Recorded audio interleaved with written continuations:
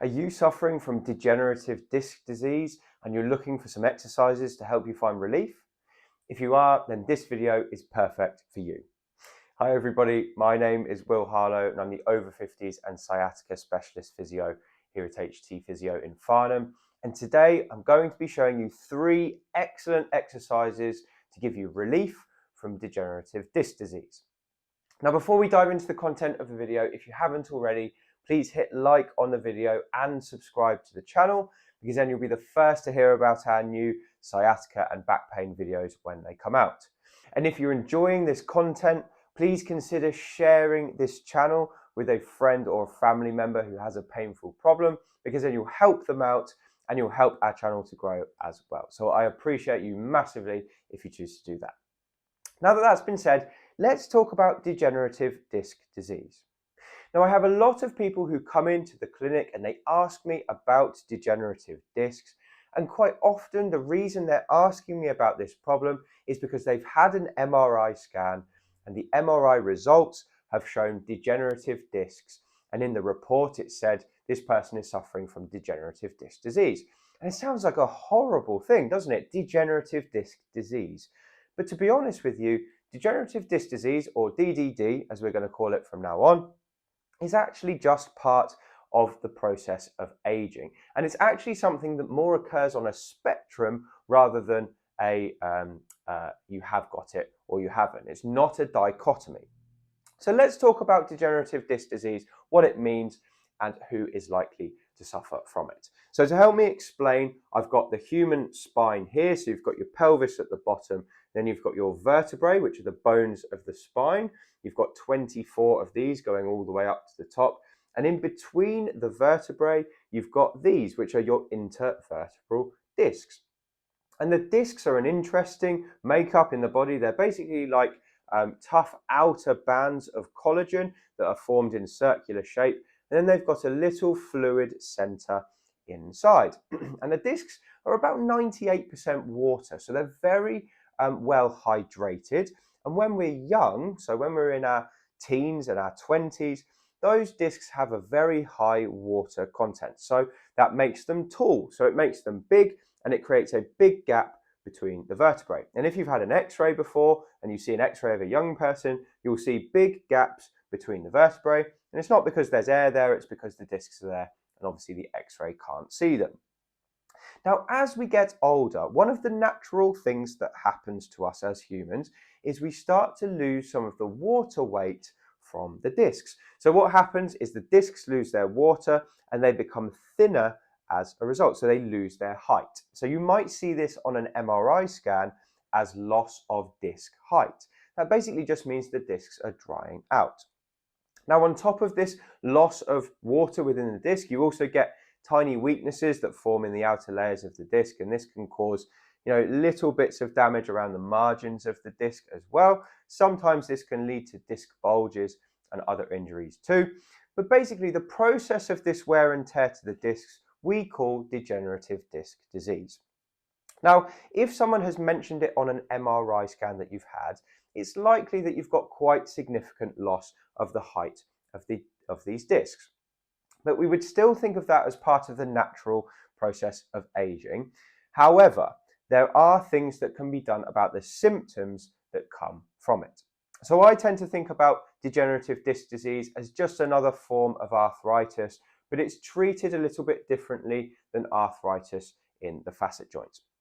So let's talk about the condition itself. So DDD is most common in people who are over the age of 50. It has probably an even split between men and women in the literature, but in my experience, I would say it's slightly more common in men, particularly men who have physical manual jobs. And it presents an array of symptoms. The most common symptom is pain in the lower back that can sometimes spread into the buttock. Sometimes degenerative disc disease can also cause sciatica, which is pain going down the back of the leg. It can also cause stiffness when you move your back. It can cause stiffness in the morning, so it can take a long time to get going. And the stiffness that people get from DDD tends to be worse when they're standing still.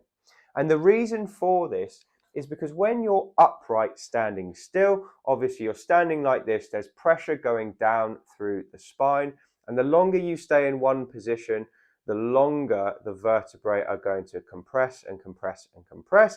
And when they get to a certain point when they're very compressed, it can either pinch a nerve or it can cause the back to basically feel quite upset. It can cause the muscles to tense up.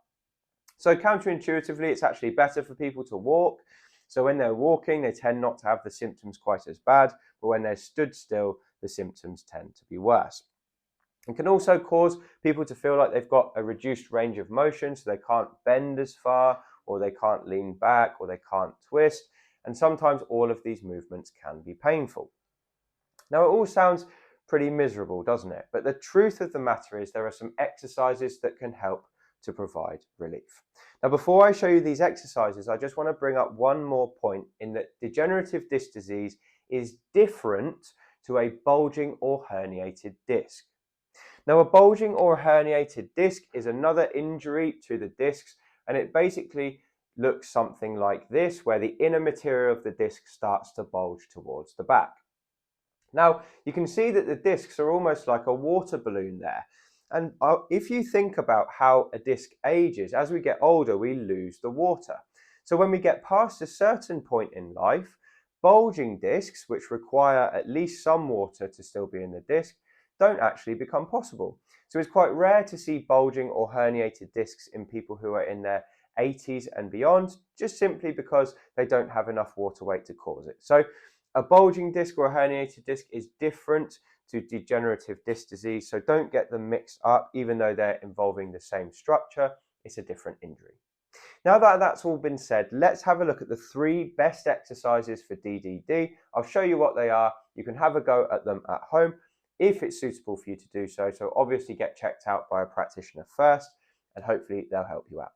So the first exercise I often prescribe to people with degenerative disc disease is something to help with the stiffness that's really common at the lowest part of the spine for people who suffer from this problem. Now, it's important that we discussed earlier today that a bulging disc and degenerative disc disease are very different, because this exercise I'm about to show you is probably not very good for bulging discs, but it is good for degenerative disc. So make sure your diagnosis is properly organized first from the doctor before you try this exercise.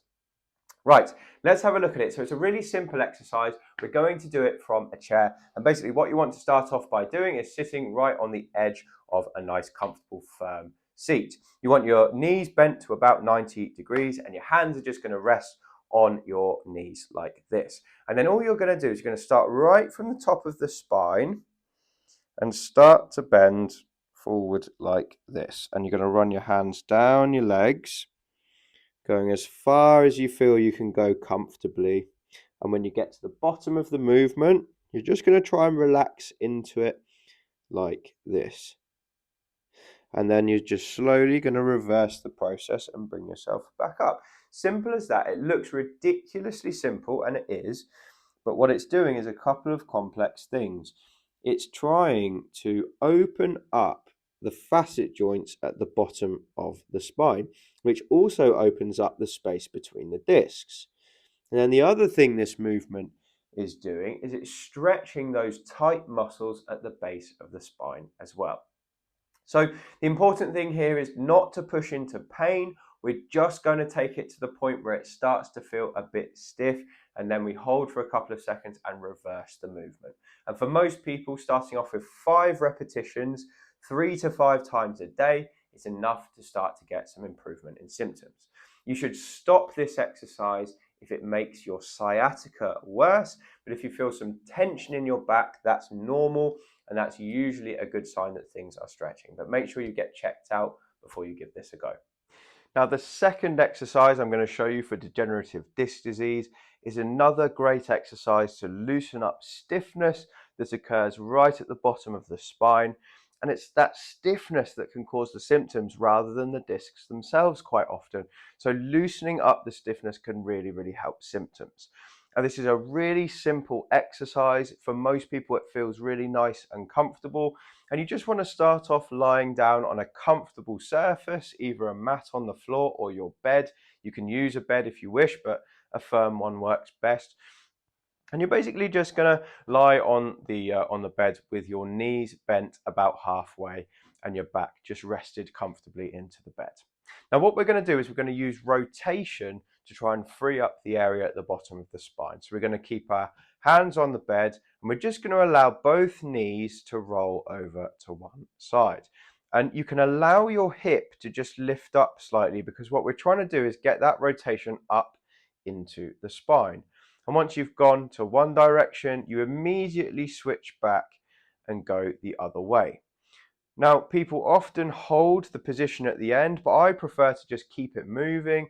And the reason I keep it moving is because this exercise isn't really a stretch, it's more of a mobilization. So we're just trying to keep the thing moving right throughout the course of the movement. And this feels really nice. It can help to loosen up stiffness and tightness. You might get a couple of clicks and pops, which is okay. And you're just going to keep it within the realms of comfort because it can really loosen up the area at the bottom of the spine.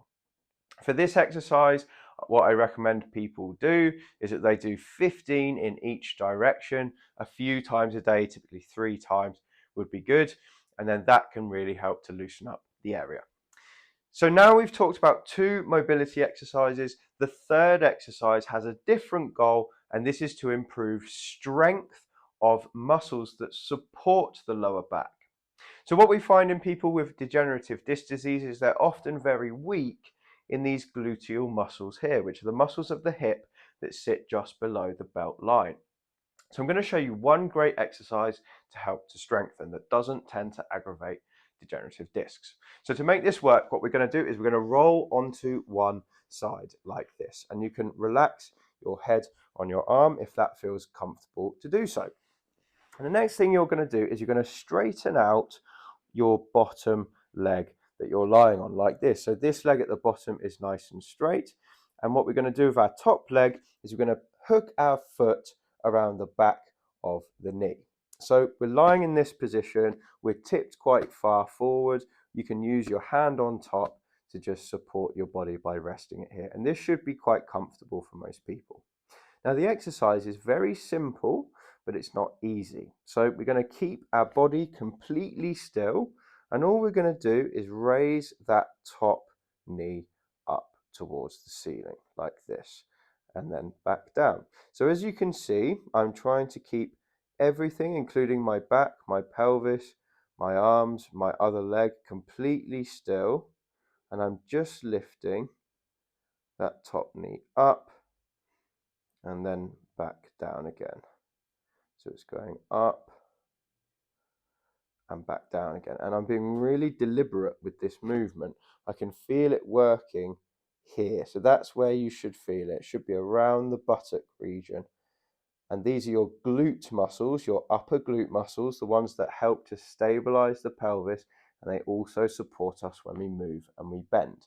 So if they're weak, that tends to mean more emphasis goes on the lower back, which is obviously not a good thing if you've got a problem there. So this is another great exercise for degenerative disc disease. What I recommend most people do is they take it to the point of fatigue, so typically 10 to 20 in a row, and then you roll over and you do the other side, and you repeat that 2 or 3 times every day. Those 3 exercises are 3 of my favorites for degenerative disc disease. I hope they're useful for you. If it's safe for you to do so, give them a go at home. So those are my 3 favorite exercises for degenerative disc disease. I hope that's been useful to you. If you found this video informative or useful, please leave me a comment below and share it with a friend. So that's all I've got for you today. I hope that's helped. If you want to get more from me, please feel free to pick up a copy of my book.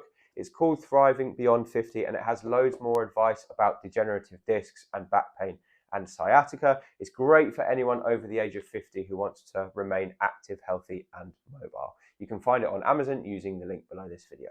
Anyway, that's all from me. Thank you very much for watching. I appreciate your time and look forward to speaking to you on the next one.